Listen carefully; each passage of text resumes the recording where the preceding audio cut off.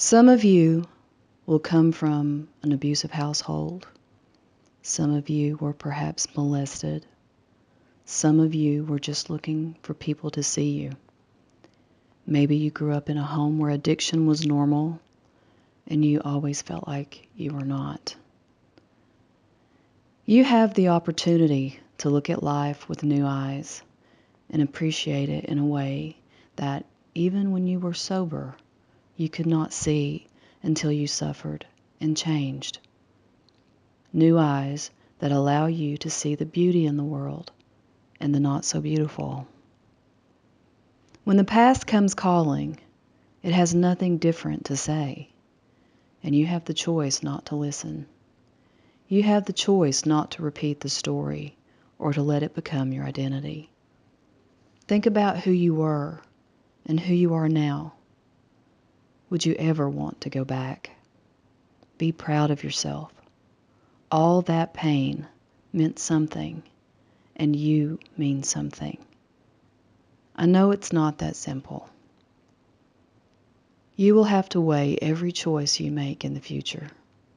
Self-control will be a focus in your life from here to the grave. You are not alone, and you are loved. Even though there doesn't seem to be choices, or maybe you feel like you only have to choose the best out of many bad choices, you will have choices.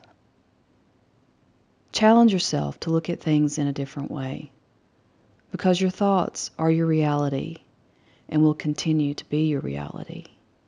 You will fail. We all do.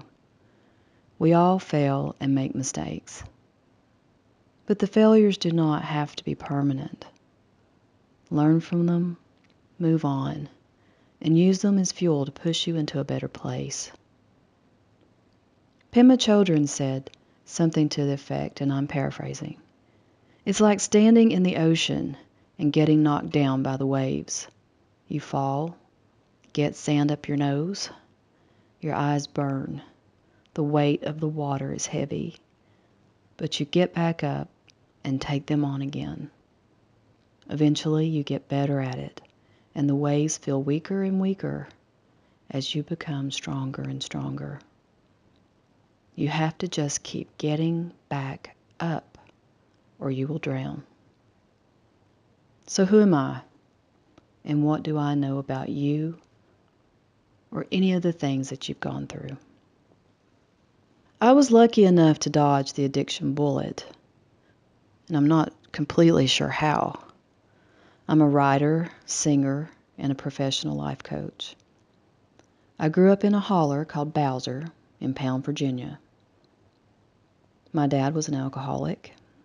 He probably had been from the time he was in his early 20s, and my mother was a stay-at-home mom. Around 1983, I was probably 7, sitting on the living room couch so close to my mom that I was almost in her lap. My dad moved the barrel of a loaded shotgun away from my mom's face to mine. It pissed him off that I took her side when they argued. I screamed, "Leave her alone, leave her alone, don't, please stop, stop," desperately pleading with him to just go away and leave us alone. He made the statement, "I brought you into this world, and I can take you out." And looking down at me over the barrel of that shotgun, I believed him. As much as I wanted to run, hide, disappear, I also knew that if I did, he could very well kill my mom. So I sat there in fear, praying that I could protect her, and praying that I would live to see tomorrow. A few years later, my mom snapped. This is an excerpt from a story I wrote about that time called Praying for Change. My dad had been gone all day. It was probably around 2 a.m. My mom took my little brother, who was probably less than 5 at the time, put him in the car, and went looking for my dad. There his truck sat, parked right in front of Libby Baker's single-wide trailer. Old tires lined the roof. The metal was a faded white, framed in camel brown, and the rivets that held it together oozed rusty trails. Gina could see the outlines of corroded bicycles, a plastic kiddie pool, and makeshift flower boxes scattered throughout the yard. It was dark, except for the faint light that glowed from the windows. Gina slipped ever so quietly across the yard. She moved almost in a daze, one foot after the other, until she was on the porch, standing on her tiptoes, peeking through an opening in the curtain. Quietly, she turned the flimsy brass knob. The door cracked an inch. Nick was sitting on a brown floral-patterned couch. Libby's tall, flabby body cast a shadow as she hovered over him. Her hair was short, frizzy, and brassy blonde. Her head was tilted down, focused intently on him. He cooed softly at the baby he held. It had its tiny hand wrapped around one of his fingers. He looked up at her and said, "Tell her that her daddy was a son of a bitch," just as sweetly and tenderly as if he had been quoting poetry. Gina didn't know whether he was referencing himself or some other son of a bitch. It didn't matter, because this intimate little scene was just too much.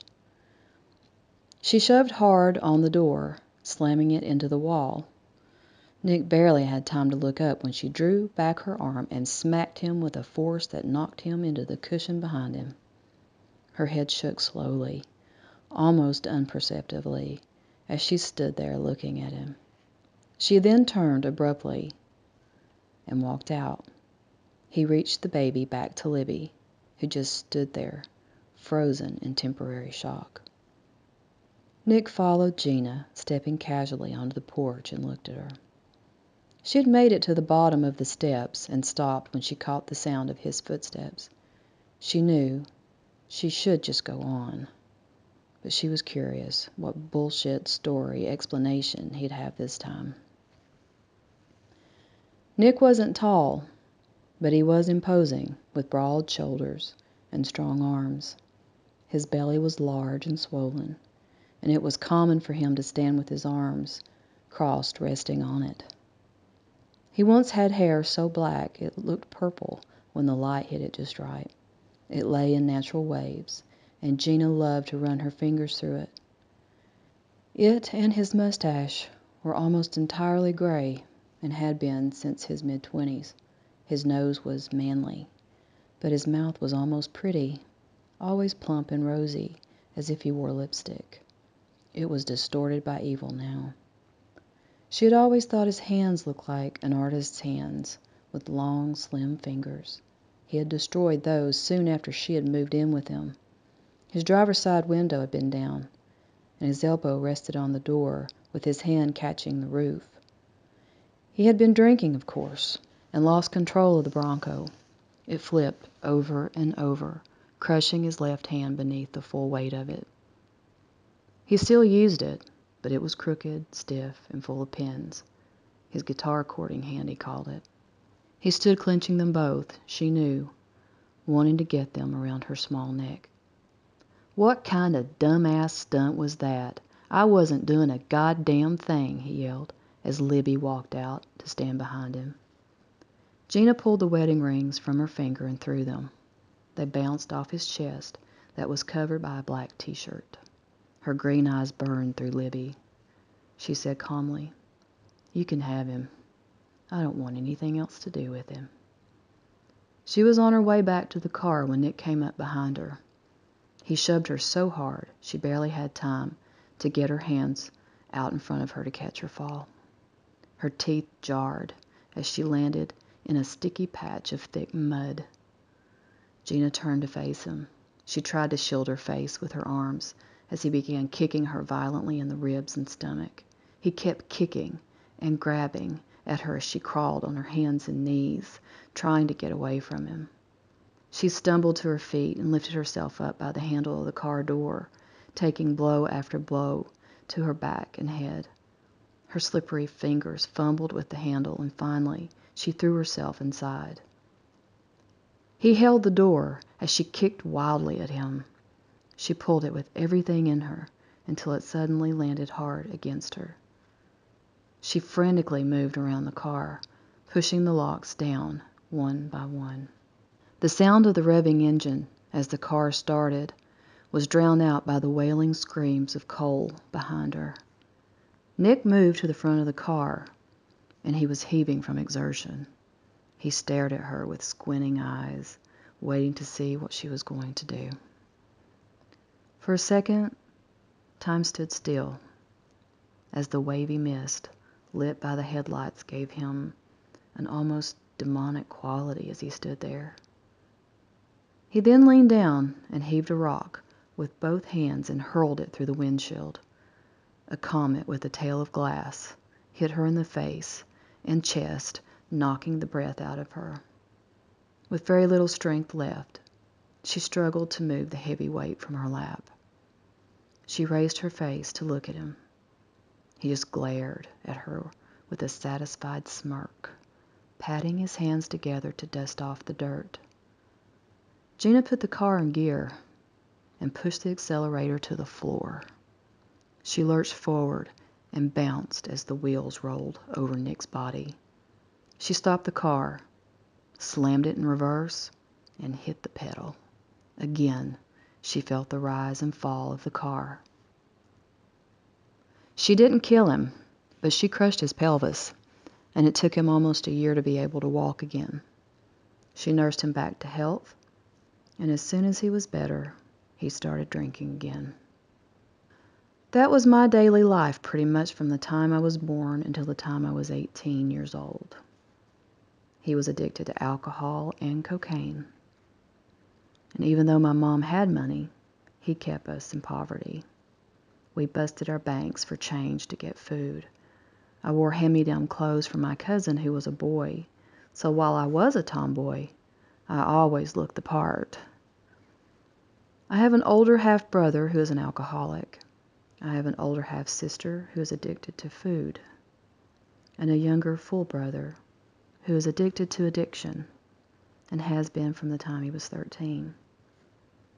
He just recently detoxed from ice, which he thought was going to kill him. So as an ACOA, I know a little bit about this stuff. I think I was resilient because I found music and it gave me a purpose, something bigger to hope for. If I could just make it out of there, I could rationalize that it was temporary.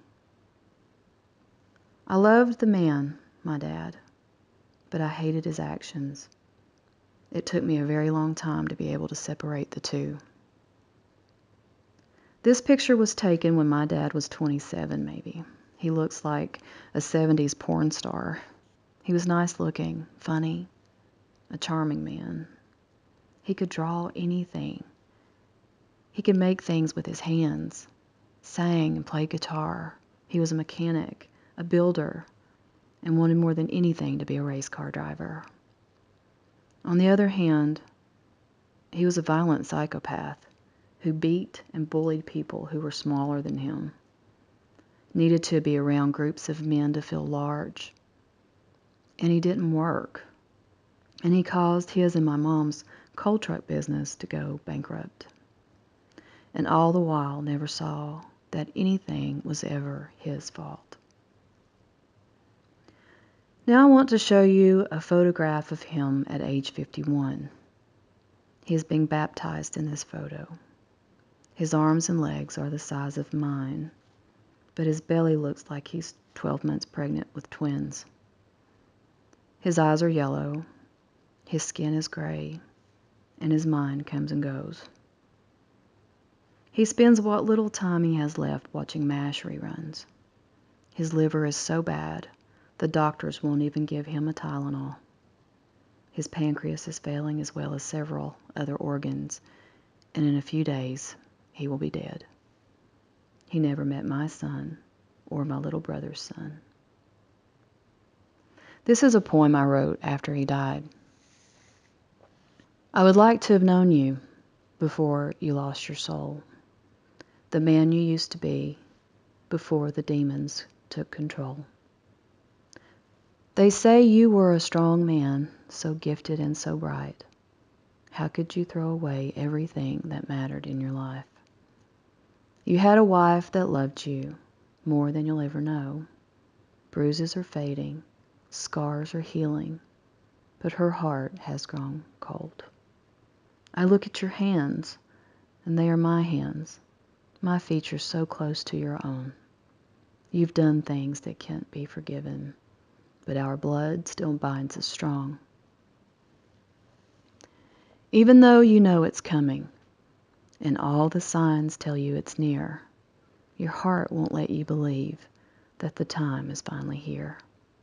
We don't understand it. We always ask why, but we're never really ready when it's time to say goodbye. You lived your life for alcohol, bar rooms, and fair weather friends. Where are they now? They are carrying you up the hill where they'll lay your body in the ground.